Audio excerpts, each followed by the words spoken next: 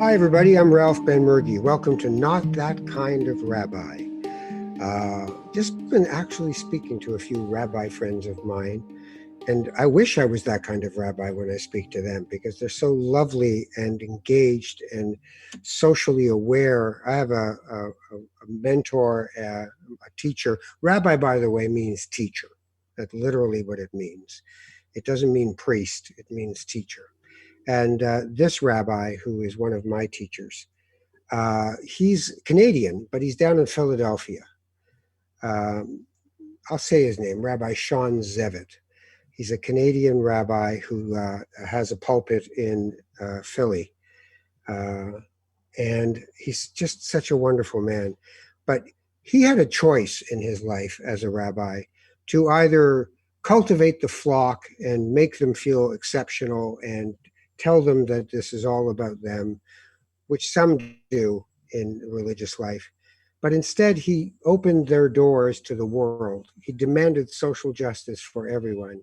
He lives in a place in Philadelphia. Philadelphia is a pretty tough town, and they try to portray it often as, we're really tough. They're tough on themselves, and the race and social issues are as real as if it was the Civil War was yesterday. Which leads me to this idea that I had a couple of days ago that I used to say quite often to people, I think we're in a slow motion civil war in America. And now I actually feel like the Civil War never ended. The results were not acceptable to the losing side. And that America has continued to fight that Civil War to this day. And that when we look at what happened by having a black president, is that the bounce back, the slash back, the white lash, as it's called, was enormous. As one commentator said, there was a black host with a white supremacist guest who was trying to appear like a very reasonable white supremacist guest. The black host said to him, "You know what your problem is? You used to have an 80-yard head start. Now it's only 30 yards, and that's pissing you off." And I thought, there you go. And I think that when I think of my rabbi, Rabbi Sean, Reb Sean, I think of someone who cares enough to march in the streets with others, who sees everyone as brother and sister, and who has the best intention of religion, not the worst, not the my team is better than your team. When we talk about sports, it's a form of religion. People believe in the patron saints, and the Hockey Hall of Fame is the Stations of the Cross as you walk by each of the great players. And your childhood animates as you look up and see Frank Mahovlich and think, oh wow, he was from Leaside, and that's so cool. And I played house league, and his dad was the skate sharpener at Leaside Arena. How cool! But you start to worship these people. And Charles Barkley, the basketball player who's now a commentator on basketball, he said a wonderful thing once. Somebody was pillaring him about something he had said publicly. I can't even remember what it was. And he turned to the commentator. He was just finishing being a player, and he said, "Look, I'm not here to raise your children. I'm here to play basketball. If you don't like the way I play basketball, we'll talk. But I'm not here to be the example to your child. You are. Go about your business." And I thought that was just fantastic. So we've got these skewed, partisan, sectarian pieces in us. And we have to be careful because there's nothing wrong with loving where you're from for the particular of who you are. I'm a North African. I'm from Morocco. We came here after 500 years in North Africa. I'm Canadian. I'm Jewish. I'm a dad. I'm no longer a Leaf fan, which gives me great joy, I must tell you. I love baseball. I love all religious studies. I just eat them up. So if we can try to see the universe in ourselves while we are particular about how we're articulating that universe, perhaps we'll have something better to say to each other than my team's better than your team. That being said, I've never had the pleasure of meeting this guest before. I love his music. I love the way he moves to his music. And he's given us great joy over the years. He's a national treasure, a reggae and a rasta. And his name is Jay Douglas. And I'd like to say hello. Jay, welcome to Not That Kind of Rabbi. Thank you. Wow. I'm honored to be here, and thank you for the few lines you gave before. I had the pleasure of going to Morocco a few times. It's a wonderful experience. I've been there while I was working on cruise ships those years. Oh, yeah. Yes, it was very, very, very, it's unforgettable experience. You know, I have a friend who's a stand up comedian who does cruise ships. And I said, man, like after the first night, it's the same crowd for the rest of the cruise. Don't Hmm. they get sick of you? And he goes, well, you got to be pretty creative to keep their attention more than one night. True, because, yeah, it's the same crowd, but my mission was to educate my mind. I have to say this to you. You said you're Jewish. God Mm. bless you. I remember I was in Portugal, Madeira. I had to do a New Year's Eve gig there at the Sheraton, and I went to the pool during the day, and there was a Jewish brother in the pool. He's much older, man. He was older than I. He says, "Listen, where you from?" I said, "Toronto," and he goes, "So what you doing here?" I said, "I'm here to perform for the New Year's gig." He says, "Yeah. So what you do?" "I'm a singer." He goes, "Listen. The fact you know how to sing, it doesn't hurt to learn how to dance too. You hear?"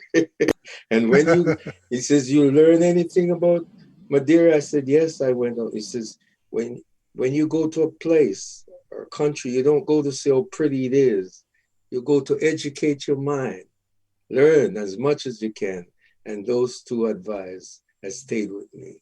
It's true. That's a Working good on a one cruise because, ship, I yeah. volunteered my service on the cruise ship as a tour guide when I was not performing. So I would go out with the passengers, make sure Oh. that the same amount that leaves the ship, let's say 50 left passengers went for the excursion, I have to make sure the same amount returned to the ship. So that's how I got to educate my mind about these places. You know, it's an interesting perspective because for a lot of entertainers or performers, it's about what am I putting out, Right, right?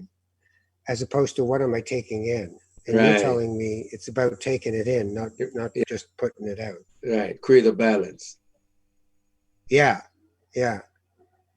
Mm. When did you first think to yourself, or did you, I should be up on a stage in front of people? From I was being conceived.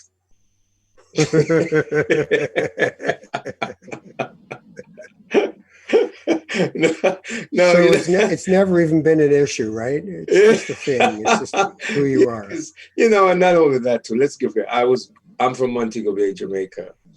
So at that time when I was born, you know, the British, Jamaica was part of the British Commonwealth and was a colony. But one thing, the British at the time, they made sure that music was part of the school curriculum.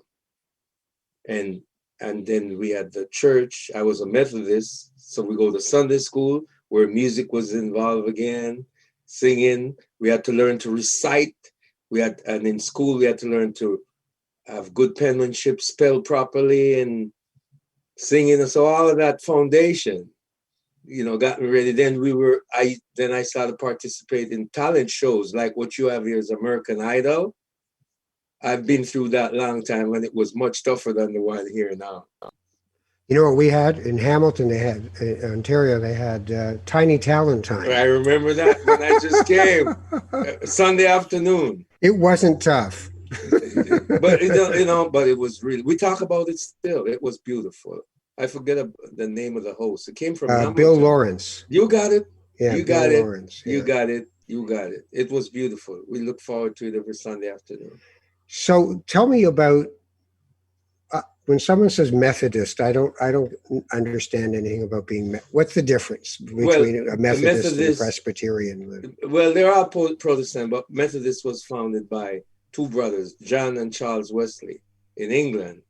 So that was their part of religion, but it's at the end of the day, it's all Protestant, and it worked for a while, in Jamaica until I got a little older, and they said you become you're a product of your environment. So the Rastafarians meetings every Friday night until late at night out in the square in the center there would be a meeting, and as a kid you would hear what they're saying, but it was forbidden to go home and said, well, I checked out the Rastafarian meetings because they were like outcasts. But those teachings that you heard as a kid in the subconscious, it stayed, until you go into Kingston, and then you were introduced to the Wailers, because they grew up with that foundation, So then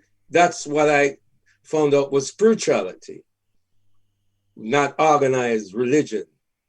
So you start to hear stuff that I heard as a young man, and start to read and pay much more attention. So I get that the Methodist path would be religion and, a code of conduct and right. values and wisdom and right. all of that. But I was always under the impression that the Rastafari culture was also one of teachings and wisdom and, the words of Haile Selassie. And, I thought I've always thought that's a religion too, that there's certain things you're supposed to do and certain things you're not supposed to do. In the form of, but it's more of a spiritual, for example, one love, one heart, let's get together and feel all right. Listen to those lyrics. Another one, there's a natural mystic glowing in the air, and if you listen carefully, you will hear. That's natural mystic. Those words give you hope and reality. Most of the Wailers stuff, Peter Tosh, don't quit. Don't worry about a thing, because every little thing's gonna be all right.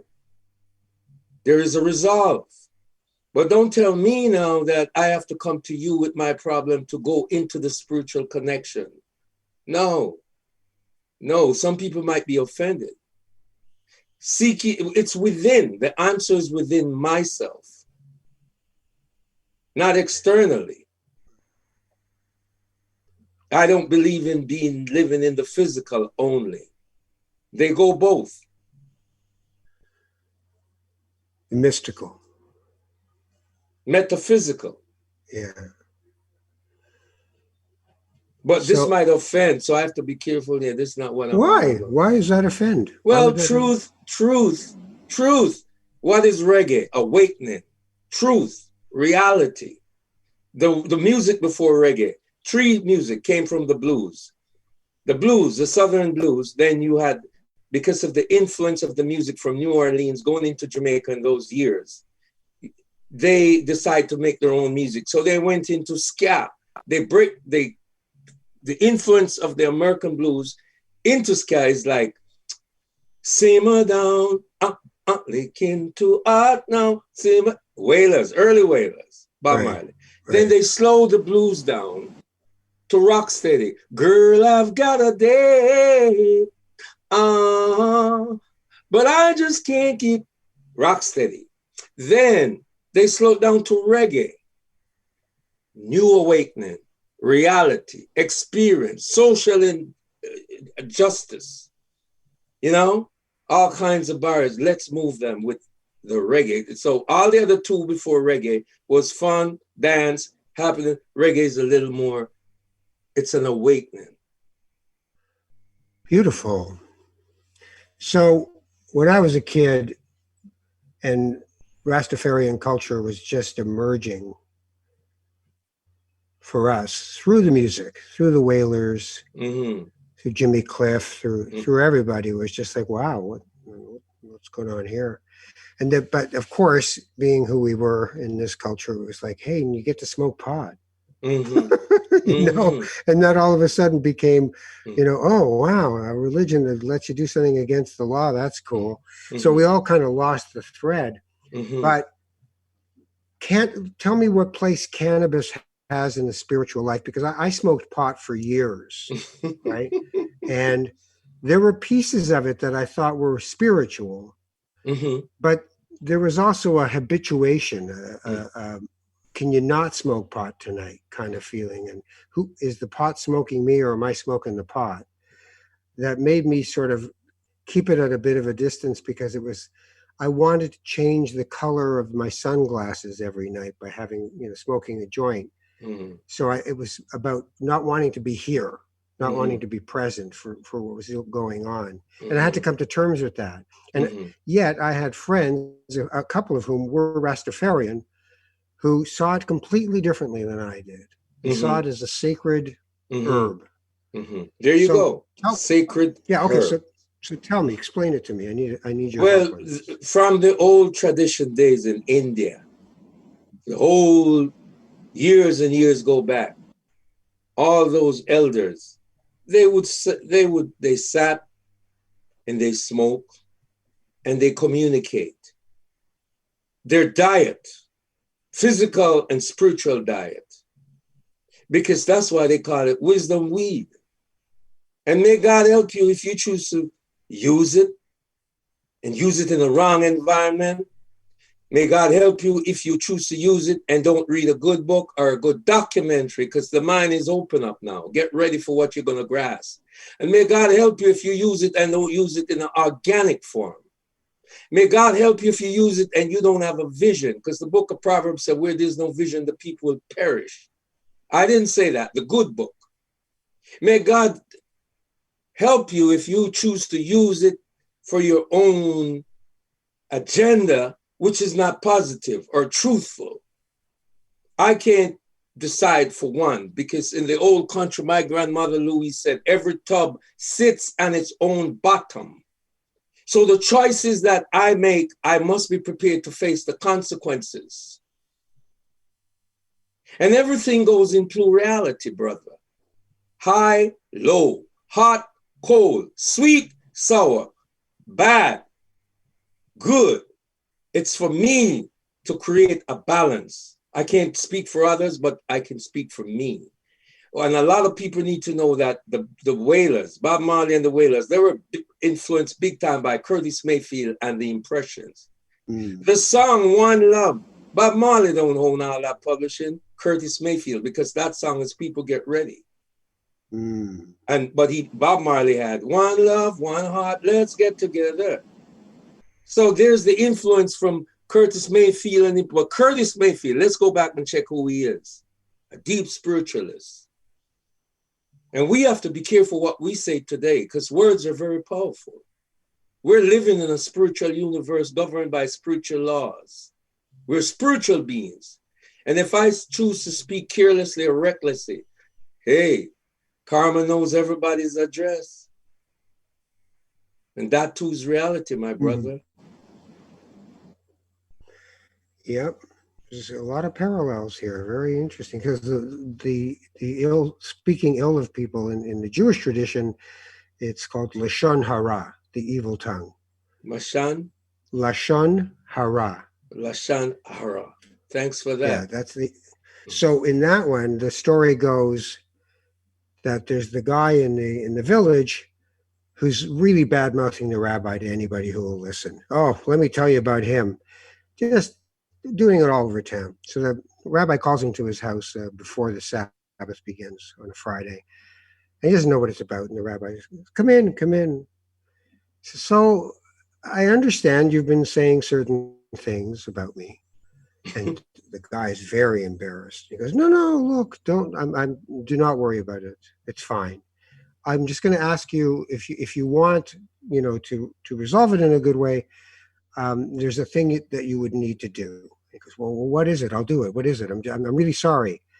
He says, I want you to go home. I want you to cut open a pillow, and I want you to scatter all the feathers, and then come and see me on Saturday night after the sun has gone down. So he goes, he does it. He scatters all the feathers. He comes back, and the rabbi says, so did you do it? Did you scatter the feathers? He says, yeah, I did. Is that it? Now, well, one more thing. I'd like you now to go and find every one of those feathers and put them back in the pillow. And he said, well, I can't do that. And the rabbi says, well, you can't take back every bad word you've said about anyone. That's right. Those are the That's right. feathers. So Yeah, from here on in, maybe you should not cut your pillows open and spread your feathers everywhere. that's right. That's And he right. lets the guy go. So it's the Yes. same idea. Mm-hmm. It's choices, right? Like you're talking the things you were just talking about, but the other part I hear in what you're saying is about not getting rid of parts of yourself, but learning to balance the parts of Create yourself. a balance. Because if I'm not a Create a part, balance. yeah, if I'm not part of the solution, I'm part of the problem. It's as plain as ABC. And it's not that I'm so right, you're so wrong, or the Right, others. right. I got to clean up my environment, which is my mental state, my physical body, my diet, spirituality, and a good diet to build my immune system. It's my responsibility with the guidance of the spirit, and the spirit is Jah, godly spirit, energy, force. So what's God look like to you? He's not black and he's not white. It's the spirit.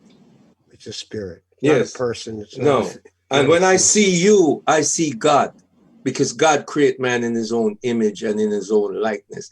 I've never done an interview like this deep. So I am very cautious of what I'm saying, because being an entertainer, and I know I really commend you because you're a deep interviewer and I love your vibes. But I just want to let you know this is not something that I really, because when I don't know, I admit I don't know, and I go seek by educating my mind. And this is a subject that don't sit well with a lot of people. Why do you think that is? Because when I think about my podcast, and I think I should find some people to sponsor my podcast, and then I realize that the word rabbi alone would be enough to scare off most people. Well, And that the idea you're of deep. spirituality would be like, oh my God, we're not going to talk about that. Religion and politics, right? The two things you're not supposed to talk about. But everybody talks about politics like it's sports, Yeah. but nobody talks about their spiritual life. And Go ahead, bro. no, this is idea. That's what I'm saying, because my mom came here as a domestic worker from Jamaica in the 50s. Right. And when I came in the mid 60s, the first thing she sat me down at breakfast. She says, son, let me tell you this. A good child listens to his or her mother's advice. Son, knowledge is power when it's used effectively. You're going to need to educate your mind. I want you to know the value of education. So I went to Central Tech, the largest technical school in the Commonwealth. And it was a big, big eye-opening for me. So knowledge is power when it's used effectively. And if I stop learning, then that means I know everything, and then I'll be stagnated. Wait. But now we're talking entertainer. I'm sorry. So I have to be careful about what I say. Mm-hmm. Right? Mm-hmm. So, in other words, if people come to my performance and think they're going to be preached to, then I'm not doing my job. Right. Right? Right. Yet, when you are up there singing, you are accessing the spiritual part of who you are as a person to connect with that audience. Because the message is in the music. And the message is love. And the messenger has to be able to access that by accessing their spiritual life, right? Right. So what's wrong with talking about that? Well, it's not that I'm saying it's wrong. It's a question. Are you ready for the truth? Because the Jack truth Nicholson. You can't handle the truth. It's the truth. The truth, my brother. The truth. Are you ready for the truth?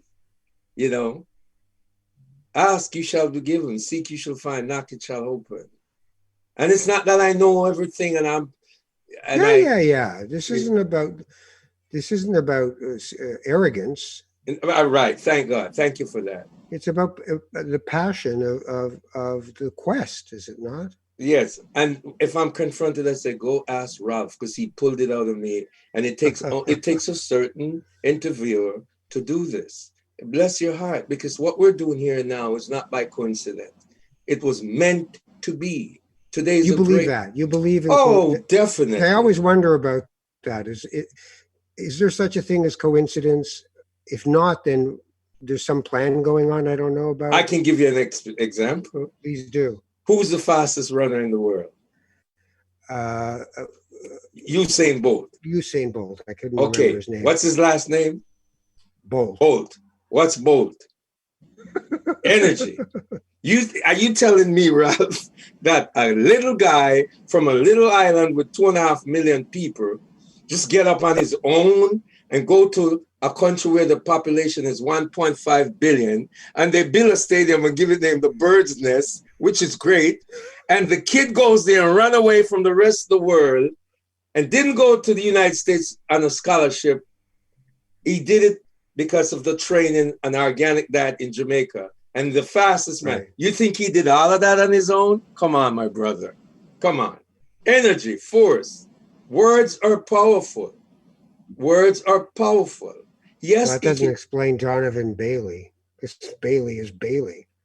Well, no, I'm just giving things. But at least Donovan Bailey, but he didn't just get up and do that. He had the discipline. Well, nobody does. You don't just get up and do what you're doing. I asked you when you realize you should be on stage, and you said from conception. Because you don't think it's in your life, it's not a coincidence. It's not, well, I was going to become a lawyer, and then I just thought, maybe I'll sing at this benefit, and then ended up as a singer and a performer. It's because that was your destiny, but that's not always as clear to as many people. And sometimes I think we hear the call to do things and we ignore it because that's right. It's not fun to be a performer and entertainer in the world in many ways. It's really hard work. I can give you an example again. Is it okay? Can I give you an example? Of course. When the Wailers started out, it was not Bob Marley and the Wailers, it was the Wailers. And the lead singer of the group, his name was Junior Brathwaite. Sing 10 times better than Bob Marley and higher octaves. But then and one of the songs you should check out that he sang was Hurts to Be Alone. A lot of people think it's young Bob Marley. No, it's the Wailers. It's under the Wailers, but the lead singer is Junior Brathwaite. And then he left for the United States. But all along, the forces was meant to be that Bob Marley is the prophet, the musical prophet. In our modern day, Bob Marley is the prophet. No if or but. Why do you think he died so young? Because of the truth.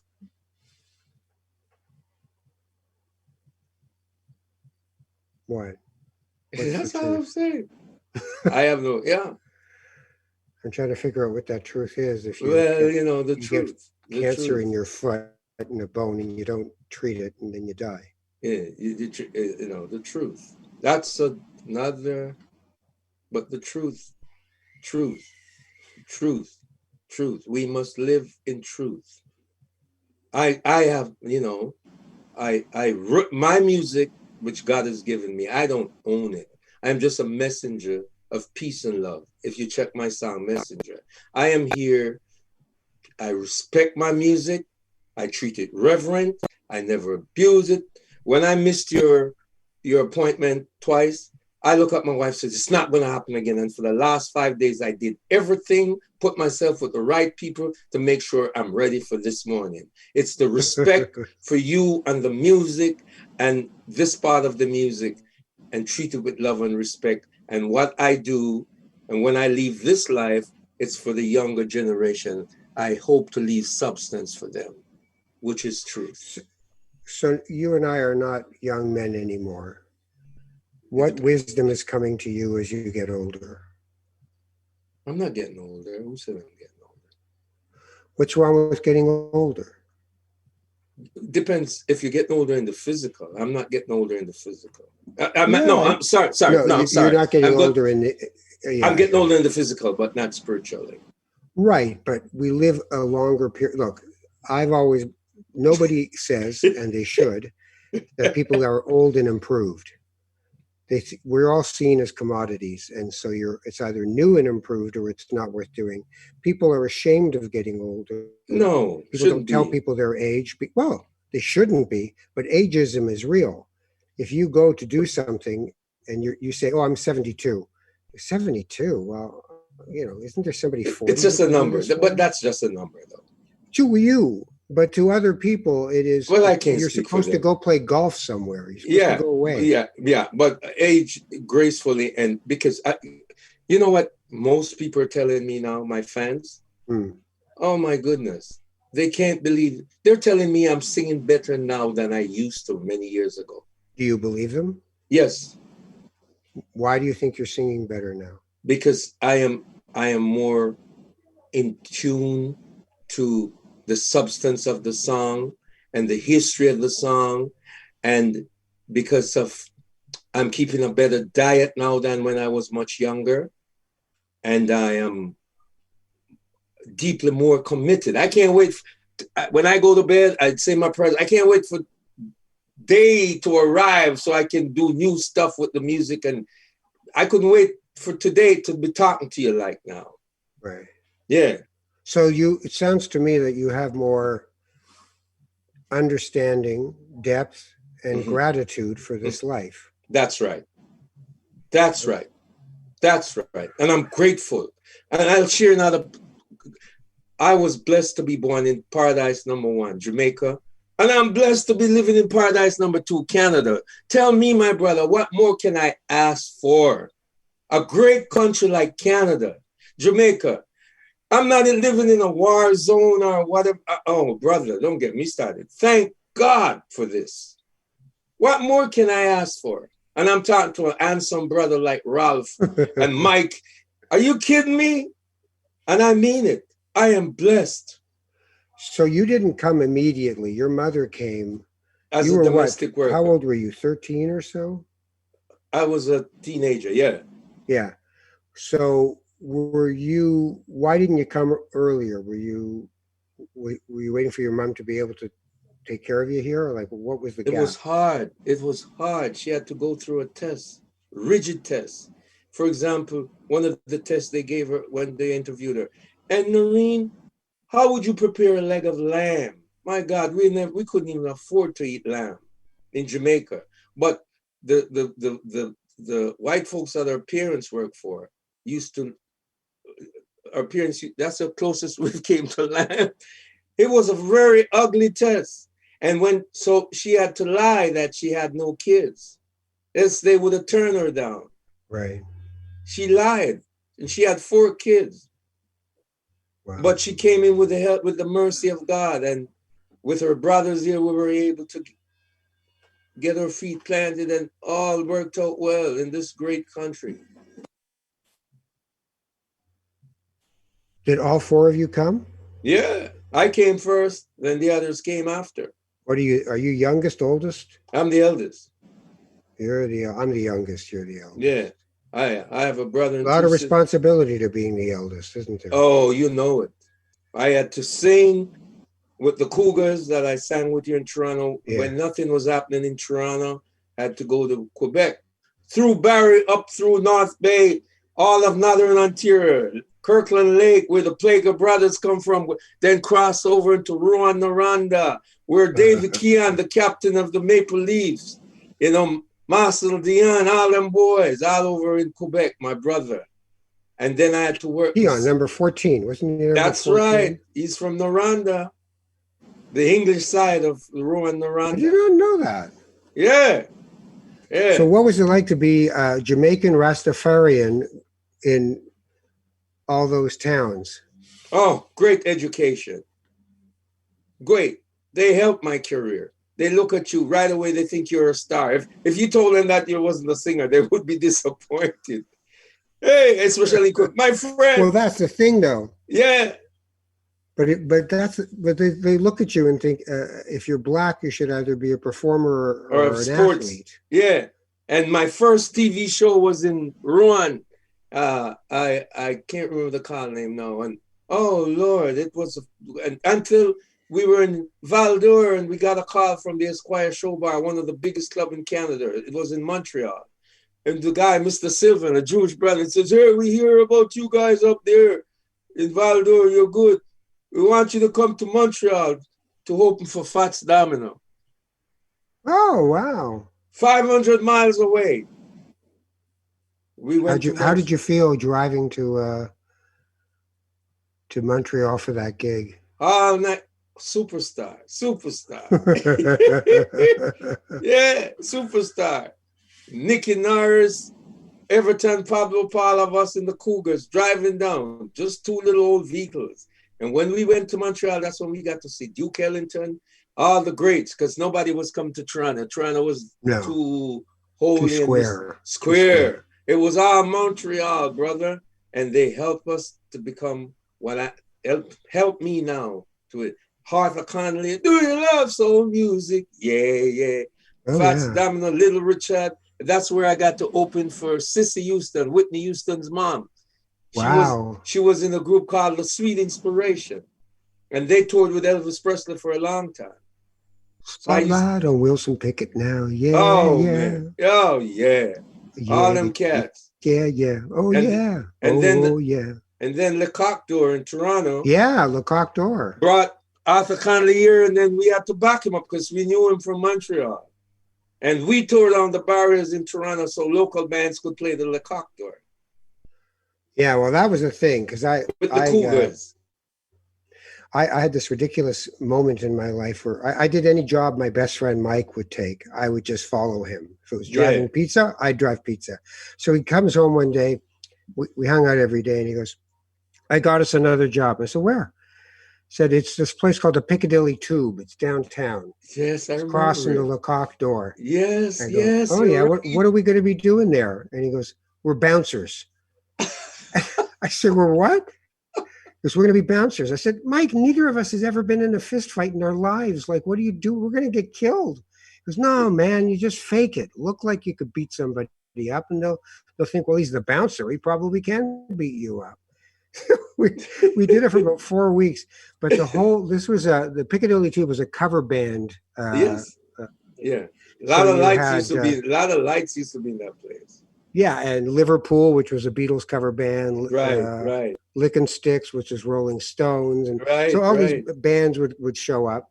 But it was a very white bar. But Yes. the guys from the Lecoq Door would show up to just see what was going on, just to move around different clubs. Black guys, and dressed to the nines, and you realize that the white people in this bar were scared. They were scared. They're black. And you realize the racism in the heart that you don't even know you have. That you're looking at somebody, and guys are looking at you in a bar in the sticks and say, if he's black, he's either a performer or an athlete, or I don't know. And then these guys walk in. One guy I always remember had a very nice red suit, black shirt, red tie, and beautiful hat. And he walks in, and everybody doesn't know what to do with him because they're just a bunch of white kids from Toronto staring at him. And I realized all these rivers we swim in that are just not meeting in the ocean. They're just the bridges don't get crossed. The people don't do that. And it just breaks my heart. And to prejudge every time, to prejudge is prejudice. Yeah. It's so wrong. Not so knowing now we're in Black Lives Matter. Mm-hmm. Does it resonate with you? Do you think, oh, this is just going to pass like everything else, or do you have hope? I must have hope, and these are young generation who see things from a different perspective than many of us, the older ones. Now, we as elders, we have to learn to listen more. I'm an entertainer, I'm a singer, and my duty is to hear every instrument behind me. In other words, what I'm trying to say, we need to orchestrate our thoughts much, much better. All of us, including Black Lives Matter, because it's very important. We need to listen to each other. We need to listen to the young generation, learn from them, and they need to get wisdom from us too, because experience teaches wisdom. So we need to communicate and establish understanding. rather than just dealing in the physical, because that's going to be temporary. It's an illusion. All that we see is an illusion, but what the eyes don't see is everlasting. That spirit, you can't see the current up there, but you can see the product, light, the energy. It's all energy again. And if you mess with it in the wrong way, it will slap you on the hand and shake you. We need to communicate. We need to establish understanding. Because we're one. The spirit is one. One love. Yeah, right. It's one. One connection, one foundation. We need to build love on one foundation. Oh my Lord. That's what you asked me, and but then that's how I see it. By the rivers of Babylon. Thank you. Hey, you where he sat down. You should be ashamed. You should have been a professional singer. There he wept. There you go. He remembered Zion. There you go. For the wicked carry us away captivity. Require from us a song. You hear? How can we sing King Alpha's song in a strange land? Strange land. Yeah. You hear that? Hey, hear that. My brother. Every Saturday it's in the Old Testament. Every Saturday it's said. Yes. You have a very sweet voice. Well, thank you. Today you don't have to be a great singer to make it. Remember that. That'll be my bar. Why are you singing? Well, because I don't have to. Jay told me I don't have to be a great singer. I should just. But here's the thing: everyone has a voice. Express yourself. When somebody says to you, "What? How do you respond when someone says, "Oh, I can't sing"? To me, that makes me go, "What are you doing? Why would you decide that?" Go look within yourself. It's there. Go find it. Go tap to your inner being, your resource that we've been blessed. We've been blessed from creation. Can you imagine? I was chosen out of so many million cells to be who I am today. And you're telling me, who's going to tell me I'm not special and I can't? Who are you to tell me that I can't? I must not. Who am I? You mean I need your approval to tell me that I can grow and reach for the stars? I'm sorry. No, I'm listening to that voice within. No, I don't need a third party to tell me, yes, I can, I can't. No. So every time you go out in front of an audience, that's you put yourself in a position where they can decide that they're loving you or not loving you. Yes. But I have no control. But it sounds to me like you have a center that says, I am okay with me. I don't need you to tell me I'm okay. I'm just trying to create an experience with you, not please love me. And I need your blessings. That's what do you got it? I need your blessing. Please love me. Forgive me. What happens when they don't? Well, if they don't, that too will change. That too will change. My new song that was just released, it's called Must Change. I did not put M-U-S-T, I put M-U-S-C-H-A-N-G. Everything must change. Nothing stays the same. Nothing or no one stays the same. That's my latest release. Must Change. There's a video there. Nothing stays the same. Nothing. So do you still see yourself as Rastafarian, or do you just think I'm just... Well, you know what? You called me Rastafarian, and but I never really I never tell anyone I'm a Rastafarian. I consider myself as a true being from the creation of Jah, and I'm a spiritual being. Right. I'm a spiritual being living in a spiritual universe governed by spiritual laws. Because the word Rastafarian, a lot of people who don't understand will put a stigma to it. Yeah, a cartoon. That's right. Yeah. So I am a spiritual being, still trying to obey and live by the principle of the universe. And it's the music that is the... There you go, bro. Yeah. What a great gift. The only international language of joy, music. Well, there's a sect of Jews called Hasidim, and Hmm. you see them with their black jackets and their Right. hats, and Mm. very orthodox. And but Right. their path is not rational. It's ecstatic, like Sufis, right? You know, Sufis dancing. Yeah. They yearn to transcend the rational mind, the material mind, the prove to me mind. Oh Lord. They they want connection with God in that way. But one of the things that they do, somebody once was with them and started singing one of their ultimate songs, and he thought they'd love it, and they were mortified because he hadn't prepared himself to sing the song properly. Mm. Because they do 10 different prayers Mm. and then they sing this song, Right. Right. right? So that they prepare themselves, because the highest level of spirituality to them is the song, There you is the go. music, is the Hmm. song, The vibration. right? Oh. Oh. Because it doesn't matter if you're where you are, you catch it, right? It's a healing force. It's a healing Yeah. force, bro. It's a healing force. And I believe in the power of prayer. I believe in the power of prayer. My prayer is that I'm thankful every time. I'm grateful. I am blessed. And I don't go begging for power to disrespect you or to exploit you. I thank God for you as my brother. I thank God for our environment.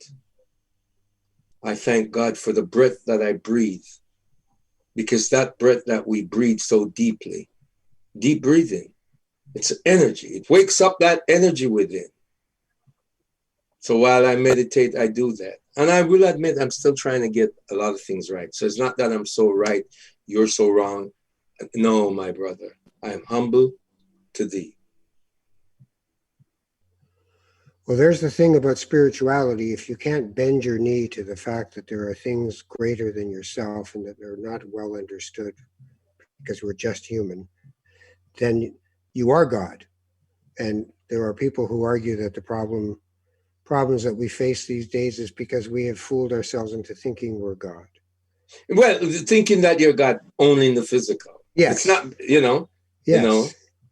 because there are certain part in the Bible that says, I am that I am. And when it's where is God, the question isn't where is God, it's where am I, right? Mr. Ralph, on a Monday morning, you are, and I mean it respectfully. Woo, whoa, man, you sure know how to dig deep into the soul. Well, this is what I meant by we're older now, that we don't measure our physical lives in forevers. We measure them in decades. Mm-hmm. So, and as we get even older, we will measure them in years and then months and days, if we're lucky enough. Right. But that should give us the humility to say, as I like to say often, this isn't a rehearsal. So if it's not the rehearsal, this is the actual performance, then perhaps this is real. This is real. Yeah. There's a beautiful real. book called This Is Real and You Are Completely Unprepared. This is real? This is real and you are completely unprepared. Is there really? Yeah, it's about the high holidays which are coming up, the Jewish New Year and the Day of Atonement. And it's a rabbi who had been a Zen master for 10 years, Alan Liu, and then became a rabbi. He was Jewish by birth and he became a rabbi. And this book is this wonderful look at this time in our tradition is where you take stock of yourself, where you ask forgiveness from people that you have offended, whether you meant to or not, where you kind of try to clean your container to be ready for a new year.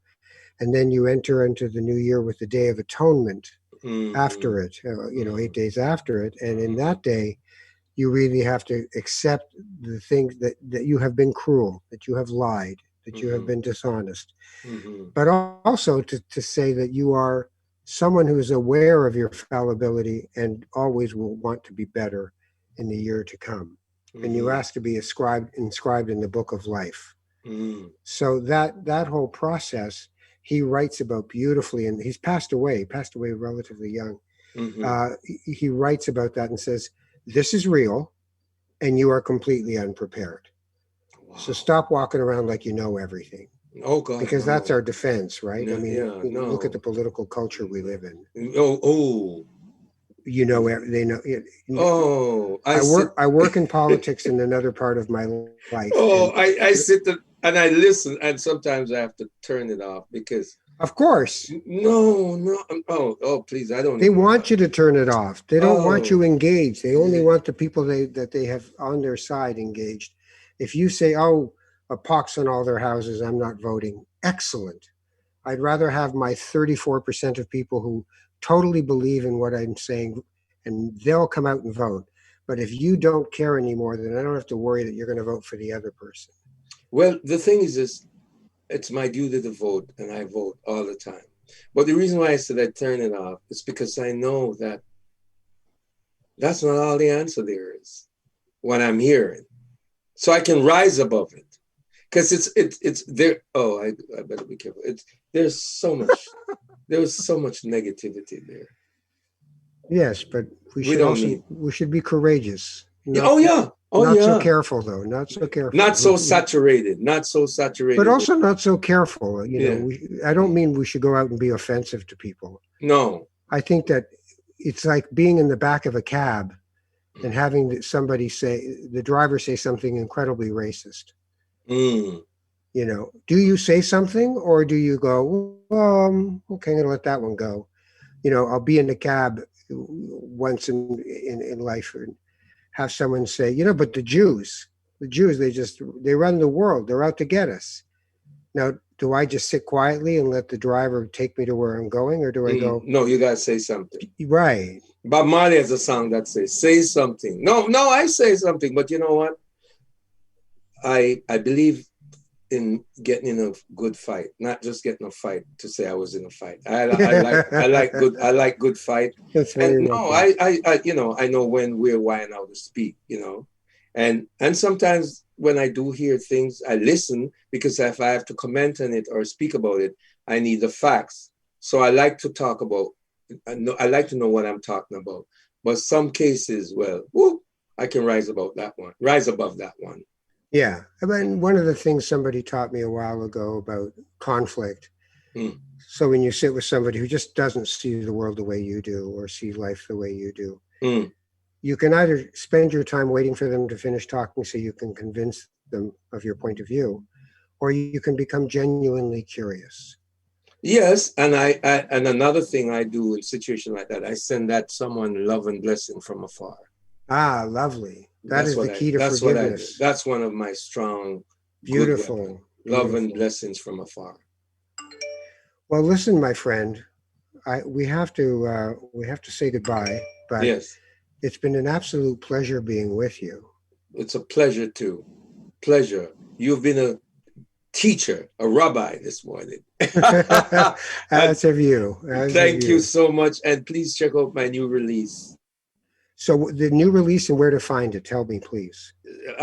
With Slamin Media, also my team, Slamin Media, and my publicist, Mr. Eric Alper. They have all of that stuff for you. My new release, Must Change, and I'd like to thank them for the work they've been doing, the team at Slamin Media. And there's a video there too for Must Change. Lovely. On YouTube. I send you a blessing. May you have nothing but goodness in your life. May your balance be found on a daily basis.